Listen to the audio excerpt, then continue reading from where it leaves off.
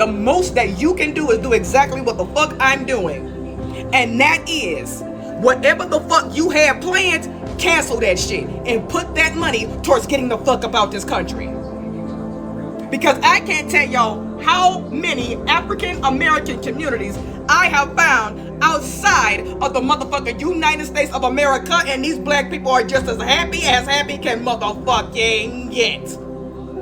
So if this is not your motherfucking sign from God to get the fuck up out of this motherfucking country like I am, because like I said, baby, I'm not going out there to protest about shit that's not being fucking changed. Shit is getting fucking worse. Look at what the fuck is going on in Los Angeles right now.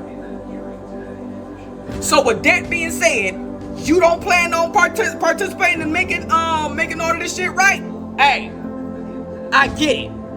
That's why I'm getting the fuck up out of here. So with that being said, you don't plan to participate, black folk, I suggest you do the same. Leaving is a choice. Panic is not a principle.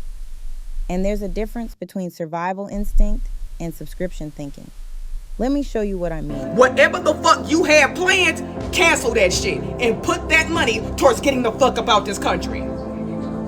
Because I can't tell y'all how many African American communities I have found outside of the motherfucking United States of America, and these black people are just as happy can motherfucking get.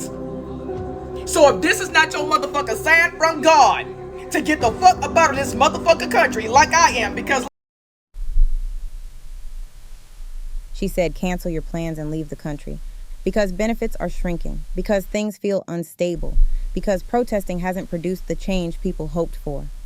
And I understand the frustration. But frustration is not a philosophy. There's a difference between surviving a system and surrendering your stake in it. Foundational Black Americans did not stay here because conditions were comfortable. They stayed when land was stolen. They stayed when policies were weaponized. They stayed when the law itself was hostile. Not because they enjoyed suffering, but because this soil held their labor, their blood, and their dead. When your ancestors are buried somewhere, that place stops being optional. Leaving is a personal decision. I'm not condemning anyone who relocates for opportunity. But framing departure as a moral obligation because the tax dime slows down, that's something different. That's not lineage thinking. That's resource dependency. And rooted people don't calculate belonging based on benefit access. Plot twist. Black History Month is no longer valid. And you can actually look that up your damn self.